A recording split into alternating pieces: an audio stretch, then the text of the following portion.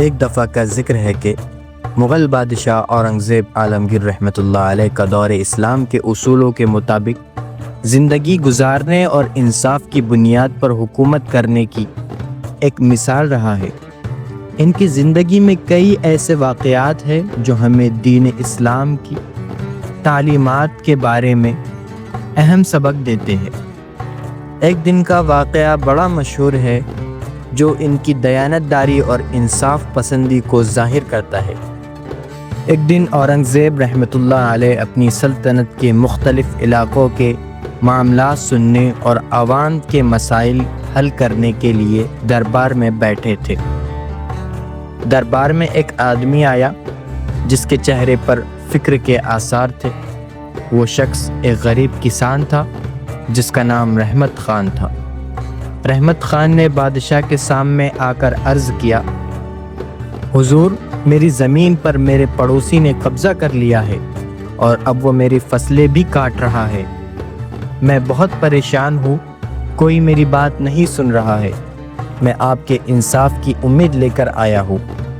اورنگزیب رحمۃ اللہ علیہ نے رحمت خان کی بات غور سے سنی اور فوراً تحقیق کے لیے حکم دیا۔ بادشاہ نے کہا، ہمارے حکومت میں کوئی بھی مظلوم نہیں رہے گا اور کسی کا حق ضائع نہیں ہوگا۔ تحقیق کے بعد پتہ چلا کہ رحمت خان کی بات درست تھی۔ پڑوسی نے واقعی زمین پر قبضہ کر لیا تھا۔ اورنگزیب رحمۃ اللہ علیہ نے فوراً حکم دیا کہ زمین رحمت خان کو واپس دی جائے اور اس کے پڑوسی کو مناسب سزا دی جائے۔ لیکن یہاں کہانی کا دلچسپ اور اہم حصہ یہ ہے کہ جب رحمت خان نے بادشاہ کا شکریہ ادا کرنے کے لیے کچھ تحائف پیش کیے تو اورنگزیب رحمۃ اللہ علیہ نے ان تحائف کو لینے سے انکار کر دیا۔ بادشاہ نے فرمایا، میری ذمہ داری ہے کہ میں اپنے رعایا کو انصاف فراہم کروں، یہ میرا فرض ہے، نہ کہ اس کا معاوضہ لینا۔ کہانی کا سبق۔ اس کہانی میں ہمیں دو اہم اسلامی اصولوں کا درس ملا ہے۔ پہلا، دیانتداری۔ اورنگزیب رحمۃ اللہ علیہ کی زندگی ہمیں سکھاتی ہے کہ ایک حاکم یا کسی بھی حیثیت میں ہمیں اپنی ذمہ داریاں دیانتداری کے ساتھ پوری کرنی چاہیے۔ دنیاوی مفاد کے لیے اپنے فرض سے غفلت کرنا یا رشوت لینا اسلام میں سختی سے منع ہے۔ نمبر 2، انصاف۔